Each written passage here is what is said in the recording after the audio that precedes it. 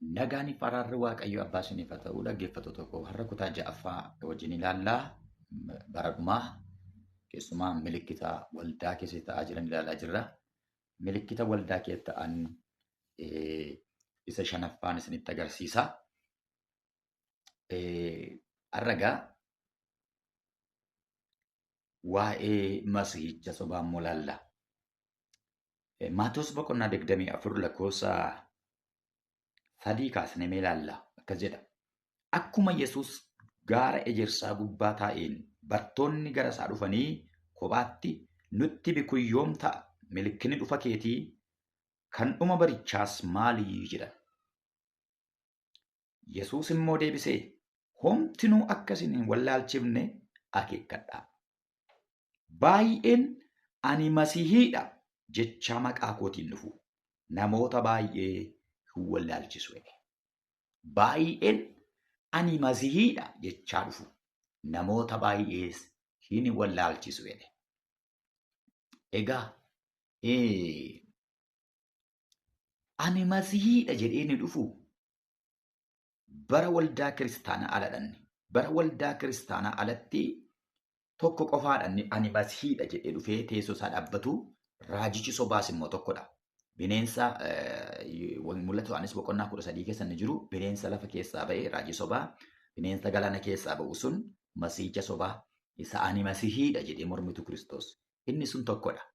Amma garuu inni gooftaan jedhee utuu inni sun hin ga'in iyyuu ani masiihiidha jechaa baay'eetu dhufu jedhe. Baay'eetu dhufu akeekkadhaa jedhe. Kanaaf ani Kiristoosuma jechaa dhufu, ani Yesuus jechaa dhufu, raajota sobduutti dabalee ani masiihiidha jedhee kan dhufu immoo jira. Egaa hamma har'aatti namoota ani masiihiidha, ani Kiristoos isin abdattan jedhanii biyya lafaa kanarratti dhufan tokko tokko isinii kaasuu barbaada.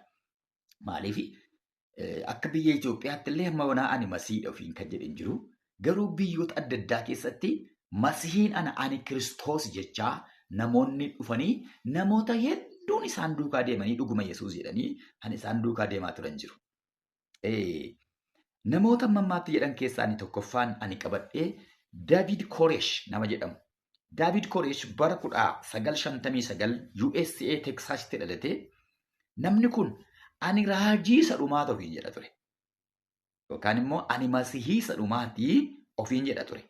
Mul'ata Yohaannisii fi waa'ee mallattoo torbanii hiikee barsiisuu isaatiin namoonni baay'een isa duukaa bu'an nama kana duukaa. Namni kun ani raajii guddaa masihii isa isin eeggattanii jechaa ture. Mul'ata Yohaannis sirriitti barsiisaa. Mallattoo torban gaafa gooftaan kute sana. Mul'ata Yohaannis keessa boqonnaa 4 booddeessa jiru sana sirriitti nama barsiisu ture. Kanaaf namoonni dhugumayyuu inni kun masihiidha jedhaniitu raajii isa dhumaati inni kun jedhanii namoonni hedduun nama kana duukaa deemaa turan. Duuka buutota baay'ee qaba ture namni kun. Ani isin dhibu dhumarratti ani masiidhan ofiin jedhu kun haadha manoota baay'ee fuudhuudhaan, ijoollee xixiqqoo gudeeduudhaan, ofuma isaatiiyyuu poolisiidhaan qabamee mana hidhaa bu'e jechuudha. Isa booddee namoonni akka masihiin taane baranii nama kanarratti dammaqani. Namni lammaffaan nama dogoggorsaa ture ammarraatti baay'ee kitaabni isaa sammuu namaa kan balleessu kan mancaasu Oshoodha. Oshoo akkuma isin beektanii bara 1931 amma 1990 biyya Hindiitti nama jiraachaa turedha. Namni kun akkas jedha. Waaqa namaa yookaan gaadmaan ofiin jedha ture. Gaadmaanidha. Waaqa nama. Ofuma isaatii ani waaqa nama ofiin jedhudha. Namaanis akkas jedhee barsiisa. Ati waaqa ittiin jedha namaan. Waaqni suma mataa keeti malee nama kan biraan jiru jedha. Masiihiin hin jiru, Kiristoos hin jiru, raajiin hin jiru, Waaqayyo uumaan jedhamu hin jiru. Ati ofuma keetii waaqa ittiin jedha namaan. You are God jedha. Ati waaqaa siin jedha. Kanaaf no God. Waaqni hin jiru. Sumatu waaqa. Ofuma keerratti waaqa siin jedha. Ofiisaatis akkasidha. Na faallaa wangeelaa barsiisa namni kun. Faallaa wangeelaa barsiisa. Maal jedhaa? Namni kun hin shakkinaa jedha. Namni kun amanaa hin shakkinaa isa jedhu inni immoo akkedha. shakkaa hin amanina namaan jedhan. Namni shakkuu jedhamini Yaaqoob namni shakkuu waan kadhate hin fudhatu sani jedhu inni kun immoo waan hundumaa shakkaa hin fudhatinaa jedhan. Faallaa wangeelaa baay'ee barsiisa. Namaan ati waaqedha. Ofuma keerratti ati waaqa siin jedha. Barsiisa nama kanaatiin namoonni hedduun sammuun isaanii xaxaniiru. Namoonni hedduun maraataniiru. Namoonni hedduun sammuu gadhiisaniiru. Namoonni hedduun karaa waaqa odhiisaniiru. Kitaabuma isaa dubbisuu duwwaadhaan seexan namatti gala. Kitaabuma ooshoo dubbisuu duwwaadhaan sammuu namaa galagala. Baay'ee kan isin gorsu sabni koo dargaggoonni kan isin gorsu kitaaba kana balaaleffadhaa malee hin dubbisinayyuu. An ofii kooti amma irraatti hin dubbisuu hin barbaadu. Seenaa namicha kanaan qoradhe malee. Kitaabuma isaa dubbisuudhaan namoonni sammuu irraa kaatu. Kitaabuma kana dubbisuudhaan seexanni nama barraza sammuu nama. Sababiin isaa wantoota baay'ee xilqii ta'an, baay'ee gadi fagoo ta'an Waaqayyoon itti mormitu si kakaasa kitaabii kun. Waaqayyo hin jiru akkatti jettu si godha. Matsaafa nama kana. Kanaaf maangaad Waaqayyo atumtatti waaqa siin jedha. Namni kunis namoota hedduu dogoggorsee amma irraatti kitaabni isaa nama dogoggorsaa kan jirudha jechuudha. Namni sadaffaan ani masiihiidha jedhee sirriidhumatti barsiisaa ture immoo Odeetu Keeniyaa keessatti Yesuus isa gurraacha jedhaman immoo. Baay'ee kan isin dhibu namoota miiliyoona 2 oltu namni kun masiihiidha jedhee fudhata ture. Masiihicha jedhani. Ani masiihii isa gurraacha jedha namaan. Yesuus isa gurraacha. Viidiyoo isaa ilaaluu dandeessu nama kana. Namoonni beektanis jirtu. Bakka Yesuus jedhanii namoonni itti waaqeffatu. Cheerchii qabaa. Cheerchii isaatti naanna'anii namoonni akka qaqaallutti dalagu. Inni immoo kitaaba tokko baata, kitaaba qulqulluu baata. Ana masiihiin, ana Yesuus inni isin eeggattan, ana inni isin furuu dhufe jedhaa namootaani, anatti isin fayyisa jedhaa. Namoonni hedduun nama kanaan gowwoomfaman jechuudha. Masiihicha arganne jedhanii mana isaa wajjin dhaqanii yeroo isaan nyaatan viidiyoo isaa yeroo ilaaltan isin kolfisiisa. Yesuus gurraachadha malee adii miti jedha. Kanaaf anumti Yesuus jedha namoota baay'ee dogoggorseera. Keeniyaa keessatti namoota baay'ee dogoggorseera. Namoonni Yesuus yoo taate nuu fannifamta jedhan innaan Yesuus inni tokko takkaa fannifameera. Ani isan fannifamu miti jedhe. Ani Yesuusa fannifamu miti. Yesuusa foorjidiidha jechuudha karaa biraa. Namoota irratti hin barre malee. Kanaaf namoonni hedduun dogoggoraniiru sababa nama kanaatiif. Kan biraan Maariyaa Daavid Kiristiyaa nama jedhamtudha. Maariyaa Daavid Kiristiyaan immoo Raashiyaan Ortoodooksii mormiti isheen. Isheen immoo akkeetti namni ni du'a. Deebi'ee immoo ni ka'a jettee barsiifti. Yoo of ajjeestanis deebitanii makaatu rakkinni hin jiru jetti isheen. Kanaaf sababa isheetti barsiifni ishee kun namoota baay'ee of ajjeeseera. Namni deebi'ee ka'ee hin jiru garuu. Namni deebi'ee ka'e immoo hin jiru. Biyya Hindii keessas akkas jedhanii amanu mitiiree namni yeroo du'u deebi'ee immoo bineensa ta'ee ka'a jedhu. Hin jiru waan akkasii. Namni nama bineensi bineensa. Namni deebi'ees hin ka'u. Namni du'e hin ka'u. Inni du'aa ka'u hangafi du'aa ka'u Yesuus Kiristoos duwwaadha. Kanaaf isheen kunis dogoggorsituu cimtuu turte jechuudha. Karaa biraa Jiisus Miraandaa bara 1946 Miyaamii Filooriidaatti nama dhalate. The man Jesus Christ jedhaman immoo. Yesuus Kiristoos jedhama ture ofuma isaati. Afurri Yesuus akkuma jirutti narra buufate jedhani immoo. Afurri Yesuus akkuma jirutti narra dhufee narra buufate. Ani Yesuus isin eeggattan sana jechaa ture. Jiisus Miraandaan. Namoonni hedduun isa duukaa bu'anii turan. Namoota baay'ee namoota miiliyoona oltu nama kana duukaa bu'ee Yesuusiin arganne jechaa turan. Garuu bara 2006 keessa immoo I am anti-Christ ofiin jedhee deebi'e. Ani mormituu Kiristoos ofiin jedhe. Na lakkoofsi koo immoo 666 jedhe. Ani isa sammuu namaa banuudha. I am illuminated. Nama sammuunsa banamedha. Sammuu siniifan bana. Ani anti-Christidha. Ani mormituu Kiristoosidha. Lakkoofsi koo 666 jedhe deebi'e. Takka ani Kiristoos jedhe, takka immoo anti-Christidha jedhe. Takka ani Yesuus jedhe, takka immoo mormituu Yesuus jedheetu nama dogoggorsaa ture. Baay'ee namoota baay'ee kan gufachiise namni Jiisus Miraandaa jedhamu kun jechuudha. Dhumarratti gaafa du'ullee haati manaasaa inni Waaqayyoodha. Inni hin du'u jettee dhoksitee awwaalteetu akka inni du'aa ka'e akka inni Yesuus ka'eetti labsite jechuudha. Gowwoomsaa guddaatu hojjetame. Goyoomsaa guddaaf wallaalchisuu guddaatu waa'ee nama kanaatii fi ammarraatti iyyuu hojjetamee jira jechuudha. Inni du'aa ka'eera inni Yesuusidha jettee waan tsaafteef. Tasalonqeessa lammaffaa boqonnaa 2:4 mul'ata Yohaannis 13:5 ani waaqa jedhanii dubbatudha.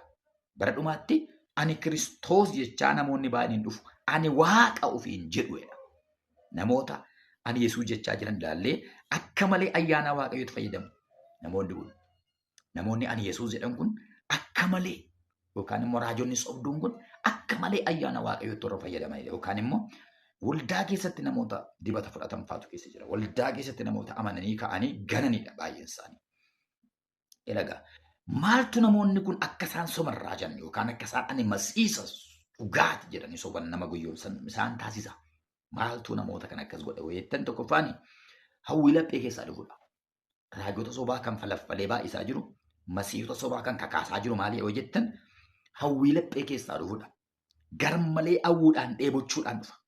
Maal ta'a akka baluu yoom ta'e jedhanii garmalee hawwuudhaan akka raajicha abaluu yoom ta'e akka isaa yoom ta'e jedhanii hawwuu garmaleedhaanidha jechuudha. Namoota argitanitti cheerchii keessaatti dibanni sirra jiru dachaa lama narratti ta'u jedhanii namoota gangalatan lafarra. Na dachaa lama narratti ta'u dibatee dachaan barbaada dachaa torban barbaada sirra kan jiru raajotaan. Raajota warra jedhamanii naa hawwii guddaan kun geesse sobatti geesse jechuudha. Akka inni sobusa taasisa nama sana. Akka inni sobee innis akka raajii sanaa ta'uu isaa. Kanatu namoota duppilikeetii godhee raajota sobduu baay'isaa jira jechuudha. Hawwii laphee nama sana fakkaachuudhaaf kaka'uu. Hojii ergamootaa boqonnaa 19 yoo ilaaltan ijoolleen Iskowaas torban jedha. Ijoollee Iskowaas nama torbadha. Phaawulos gaafa inni seexaneeffatu argan. Maqaa Yesuusiin gaafa inni seexaneeffatu iyyisiisu arganiitu nuti akka Phaawulos godhee goona jedhanii ka'an. Hawwiidhaan.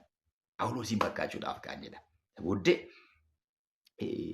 hawwii kanaan guutamanii gaafa isaan ka'anii seexanni ol utaalee uffata isaanii irratti ciree namoota na ciccireedha. Yesuusiin beeka. Phaawulosiin bareera. Isin immoo eessaa baatan jedhe. Dhagitanii hawwiidhaan ka'an. Raajonni sobduu baay'een isaanii har'a hawwiidhaanidha kan isaan ka'an. Hawwii lapheetti isaan goyoomsa jechuudha. Cheerchi maafiyaa kan jedhu kitaabni tokko jira yoo dubbistanii ta'e. Cheerchi maafiyaa kan jedhu tokko hattoota waldaa kiristaanaa kan jedhu tokko kitaaba tokko qaba maal jedha seetanii biyya Saawuz Afrikaa keessatti nama Saawuz Afrikaatu barreesse. Yeroo akkuma biyya Itoophiyaa kana cheerchiin babal'ataa deemee biyya Saawuz Afrikaa keessatti nama hundumtuu bahee cheerchii banate sharaa waxxirachuutti ka'e. Namni kitaaba kana barreesse sun cheerchii dhaabbateetu cheerchiin isaa jiraa qorre yookaan namoota baay'ee dhabe saba dhabe. Sabni takkaa dhufee deebi'ee naqu. Tajaajiluma sirrii tajaajilaa garuu goyoomsaan qabu dhugaadhaan tajaajilaa mul'atuma waaqarraa fudhatee dubbataa. Bakka malakkinni hin ta'u namoonni baay'een achi naqan. Namoonni baay'een takka arganii dhiisanii sokkuddoo bira dhaqu. Naagaaf tokko hiriyaasaa kan cheerchii qabu tokko konkolaataa baay'ee ispeeshaal ta'e tokko oofaa uffata ajaa'ibsiisaa uffataa otuun miillaan deemuu inni kun immoo makiinaan qabu inni kun reefuu cheerchii ijaarrataa cheerchiin isaas immoo kunoo namni naqu dhugaadhaan lallabaa kanaaf otuun miillaan deemuutii natti dhufee jedha. Gaafa natti dhufuu namni sun akkasumaan jedhe konkolaataa isaa banee seenii naan jedhee konkolaataa isaa keessa seenee gaafa ilaalu laaptooppii gatii gurguddaa ismaartifoonii kana sa'aatii kana suufiin kun konkolaataa isaa keessa guutee jira. Na as keessaa kan barbaadde filadhu fudhadhu naan jedhee laaptooppii sa'aatii gatii gurguddaadhaan kan baasan achi keessaatii an barbaadde maratadhu fudhadhu naan jedhee. Ani soo cheerchii qaba ati soo cheerchii qabdaa. Akkamitti qabeenya amma kana godhattee eessaa fiddeen jedhee naan akka koo ta'uu barbaadda yoo ta'e sitti agarsiisa naan jedhee. Isa akkasii nan hawwa malee maaliif hin barbaadu ree? Milkaa'ina hin barbaada mitiire? Cheerchiin barbaada mitiire jedheetan gaafan qoradhu biyya Moozaambiik, biyya Zimbaabuwee, biyya Naajeeriyaa keessatti xonqolaan akka hojjetamu natti hime. Silkii isaanii naa kenne naa bilbilanii anis gara Naajeeriyaan naqee. Achii booddee waaqa tolfamaa isaaniin jalqabeedhe. Goyoomsaan jalqabeedhe. Jawwee sooruun jalqabeedhe. Waldaa koo keessatti iddoo ati manaa koo nagarratti iddoo tosheetan warqeedhaaf dhibaayyuu maannoo jawweedhaaf dhiiga dhangalaaseetan dhibaayyuu jalqabeedhe. Namoonni kaleessa waldaa kun jirre waldaa qotti duudan jedhe qabeenya haratee dhufeedhe. San sooromeedhe garmalee. Bakka sobuuttan ka'e. Waaqa tolfamaa jawwee sooruuttan ka'e. Waaqa irraa addan ba'e. Wangeela nan dhiise. Sobeetan namoota fakkaachuudhaaf. Wangeela baadha malee wangeela nan morma. Wangeela hin beeku. Qulqullummaa hin beeku. Bakka waa'ee kunoo hin dhaalta. Hin nyaattaa kana lallabee. Sabooddee gabaayee kanaan tureetan keessi isaa gaafa ceephu. Waaqayyoo gaafatti mul'atu sammuutti deebi'e namni kun. Sammuutti deebi'ee waa'ee isaanii barreessa jeerchi maafiyaa kan. Hattoota waldaa kiristaanaa akka isaanitti nama guyyoomsan jechuudha. Akkatti zayitiin nagadameen isaan sooroman. Akkatti sobanii ashaboo nagadan. Akkatti sobanii carqii cicciran nagadan. Akkatti sobanii wantoota baay'ee gurguranii sooroman sana namootaaf dhugaa baachuudha kitaaba isaaraati.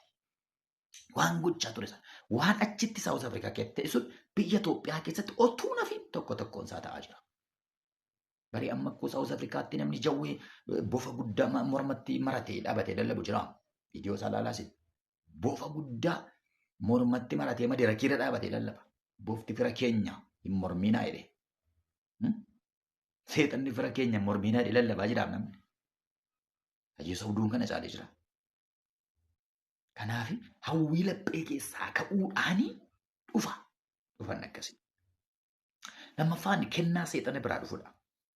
Tasalonqee lammaffaa boqonnaa 2:8-12 mul'ata 13 raajota warra xonqolaatiin hojjetan hin qabachuudha. Seexanni dibee kaasa jechuudha. Akkuma Waaqayyo nama dibee kaasu seexanni dibee nama kaasata. Akkuma Waaqayyo dibee kaasu seexannis dibee kaasa jechuudha.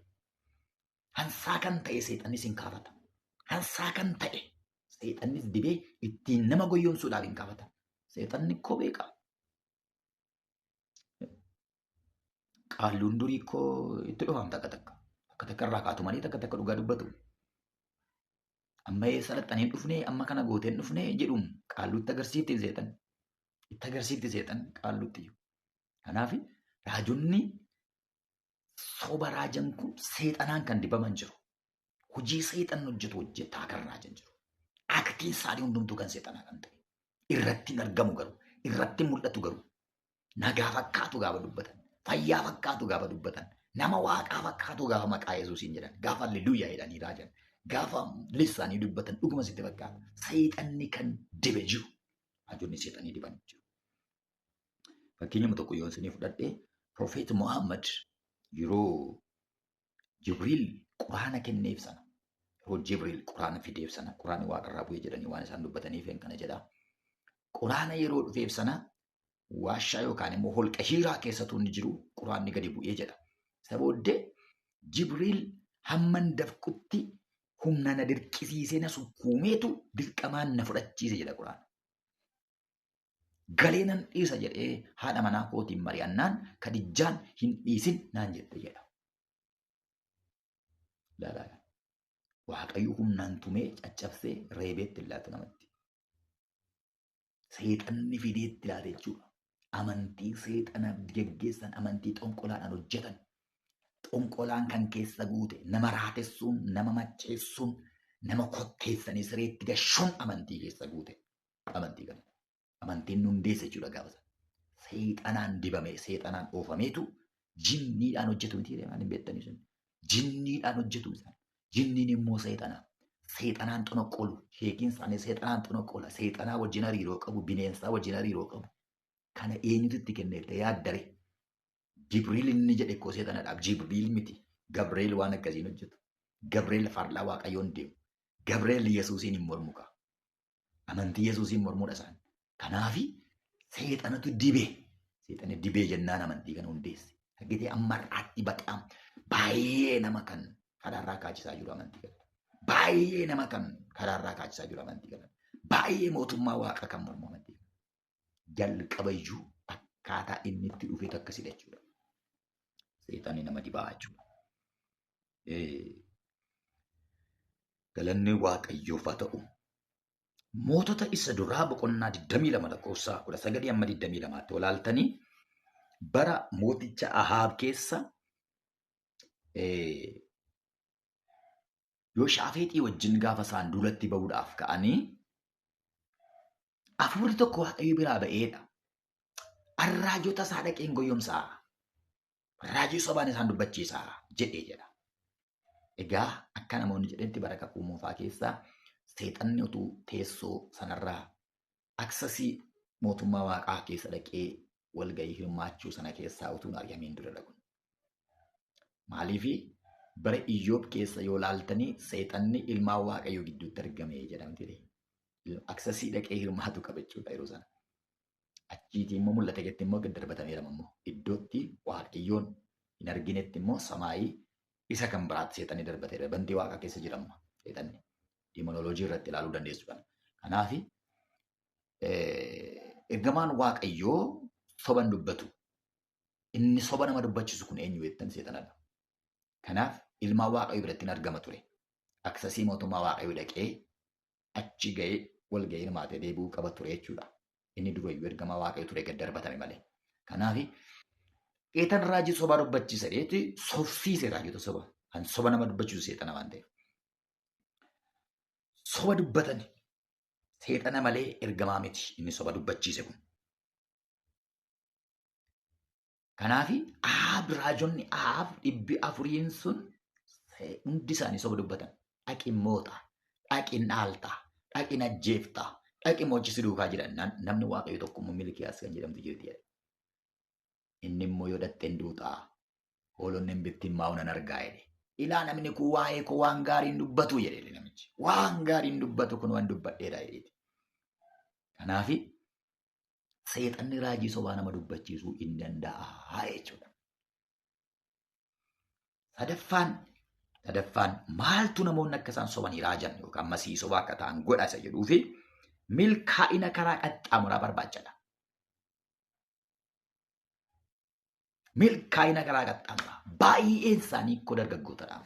Mee ilaalaa biyya keenya sharaa waxxaratee kan sobaa jiru koo baay'een isaanii raajonni sobaa kun warra dargaggootadha. Barumsa fixanii baay'een isaanii warra milkoofnedha. Kutaa 10tti warra kufedha baay'een isaanii. Kana afaan guuteen dubbadhan. Baay'een isaanii warra barumsa hin jaallannedha. Baay'een isaanii warra qo'achuu hin jaallannedha. Milkaa'ina karaa qaxxaamuraa barbaachatu waldaa banatan gurmaa'anii nama saamu jechuudha. Gurmaa'anii kan isaan hojjetaa jiran kanaafidha. Milkaa'ina barbaacha kan isaan raajiidhaan baay'isa. Karaa tokko feel gaafa godhu karaa tokko kan isaan ka'an jechuudha. Karaa barumsaa hojii dhabaniitu karaa kanaa hojii warra banatanidha jechuudha. Yookaan dafanii sooromu jechuudha. Yoo ilaaltan yeroo konfiraansii gurguddaan godhamu konkolaataa meeqaan ajjabamanii waan deemaniif raajonni tokko tokko raajonni masarat fa'aa yoo ilaaltan raajii masarati waaqayyo isaan eebbisu. Yeroo isaan ajjabamanii deeman warri kaan immoo ta'anii ilaalu. Akkuma kanan ta'a jechuudha. Akkuma raajiin kun milkaa'ettan milkaa jedhanii yaadu jechuudha.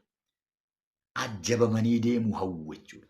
Konkolaataa gaarii oofuu hawwu jechuudha. Mana gaarii ijaarratanii jiraachuu hawwu jechuudha. Karaa qaxxaamuraa kana barumsaan hin dandeenye nagadanii hin danda'anii waan ta'eef dafanii nama goyyomsanii sooromuudhaaf waldaa banatu. Karaa qaxxaamuraa sooromuu warra barbaadan.